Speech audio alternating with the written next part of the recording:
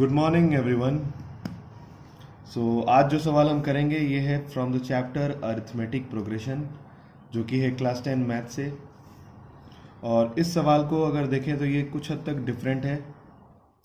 इसका मतलब ये है कि जो ज़्यादातर आप सवाल करते हैं अरिथमेटिक प्रोग्रेशन चैप्टर में, एपी चैप्टर में, तो उसमें से कई सारे सवाल आपको ऐसे मिलेंगे जिसमें जस्ट नंबर्स दिए होते हैं और उन नंबर्स के बेसिस पे या तो हम जनरल टर्म या तो सम ऑफ एन टर्म्स कोई भी वैल्यू फाइंड आउट करते हैं।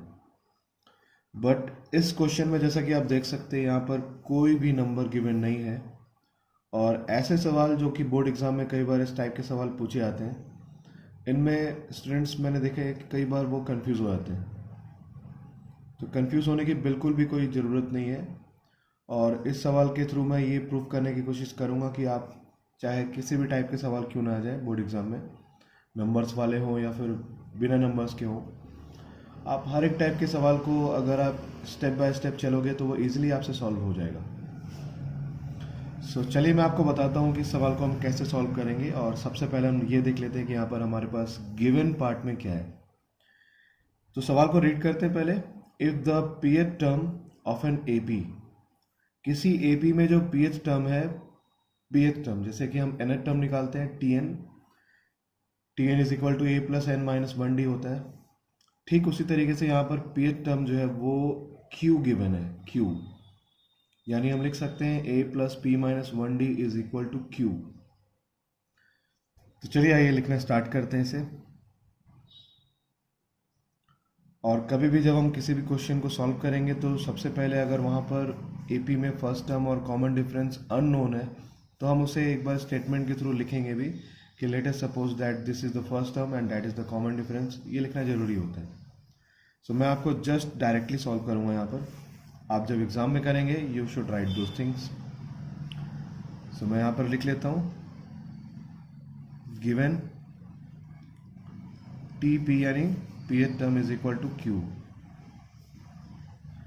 इसका क्या मतलब हुआ? इसका मतलब हुआ a plus p minus 1d is equal to q। और इसे मैं ले लेता हूँ first equation. First equation is a plus p minus 1d is equal to q। इसके अलावा कुछ और भी गिवन है यहाँ पर हमारे पास, जैसा कि हम देख सकते हैं। And the qth term, again जैसे pth टर्म था a plus p minus 1d, वैसे ही qth टर्म यानी a plus q minus 1d is p। तो इसे भी लिख लेते हैं यहाँ पर। Also tq is equal to p। इसका मतलब हुआ a plus q minus 1d is equal to p। Okay, इसे मान लेते हैं इक्वेशन नंबर 2। हमारा फर्स्ट इक्वेशन और सेकंड इक्वेशन जैसा कि आप देख सकते हैं। और इसके थ्रू हमें ये प्रूफ करना है कि nth term will be p plus q minus n। nth term यानी nth term p plus q minus n होगा, ये हम प्रूफ करेंगे यहाँ पर। बट कई बार आप जब किसी सवाल को सॉल्व करेंगे तो वहाँ पर ये पार्ट ऐसे गिवन नहीं भी होता है, उसमें जस्ट लिखा होगा कि फाइंड द nth टर्म। तो चाहे जैसा भी सवाल हो, ये मैं आपको करके दिखाता हूँ कैसे करेंगे। तो सबसे पहली बात क्या है कि आपको यहाँ से a यानी कि फर्स्ट टर्म और d यानी कि कॉमन डिफरेंस, दोनों की वैल्यू फाइंड आउट करनी होगी फर्स्ट ऑफ ऑल। तो a और d की वैल्यू फाइंड आउट करने के लिए सबसे पहले मैं क्या करूँगा, फर्स्ट और सेकंड इक्वेशन जो है इसे सॉल्व कर लूँगा। और इन्हें सॉल्व करने के लिए मैं एलिमिनेशन मेथड यूज़ करता हूँ, which is the very perfect method इस केस में तो और भी ज़्यादा। इसके लिए मैं क्या करता हूँ, सब्ट्रैक्ट कर लेता हूँ। Subtracting 2 from 1। इक्वेशन 2 को मैंने 1 से सब्ट्रैक्ट कर लिया। ये क्या बन जाएगा, इट विल बी, अब आप देख सकते हैं a और a वाला पार्ट कैंसिल हो जाएगा यहाँ पर। a plus p minus 1d minus a plus q minus 1d is equal to q minus p। और यहाँ से अगर हम देखें तो a और a will be cancelled, this both are cancelled now. और इसे हम लिख सकते हैं p माइनस क्यू डी, क्योंकि ये -1 है और यहाँ से माइनस ऑफ -1 विल बी +1, सो ये 1 वाला पार्ट कैंसिल हो जाएगा, तो क्या बचेगा p minus q d is equal to q minus p. So जैसा कि आप देख सकते हैं यहाँ से अब हम लिख सकते हैं कि d is equal to -1। So easily हमने d की वैल्यू फाइंड आउट कर ली है सबसे पहले यहाँ से, d इज इक्वल टू -1। और इसके बाद हम क्या करेंगे कि जो d की वैल्यू है इसे रख देंगे किसी भी इक्वेशन में, यानी कि मैं d की वैल्यू को फर्स्ट इक्वेशन में रख सकता हूँ या सेकंड इक्वेशन में रख सकता हूँ, ताकि a की वैल्यू भी फाइंड आउट हो जाए। चलिए रखते हैं इसे। So putting d is equal to -1 in equation 1।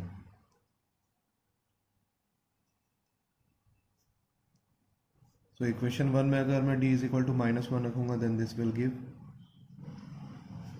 a plus p minus 1 into -1 is equal to q। और यहां से मैं क्या लिख सकता हूं, this is a minus p plus 1 is equal to q।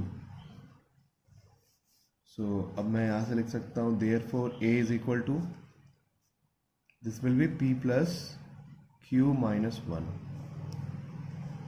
और ये भी एक बहुत इंपॉर्टेंट पार्ट है। So this both are very important part.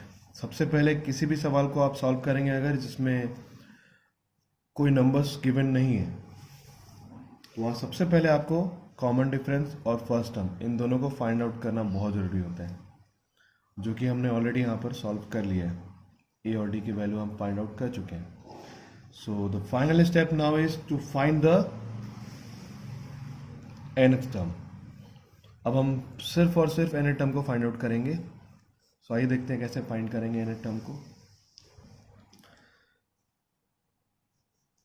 तो यहाँ मैं लिख सकता हूँ एज पर द क्वेश्चन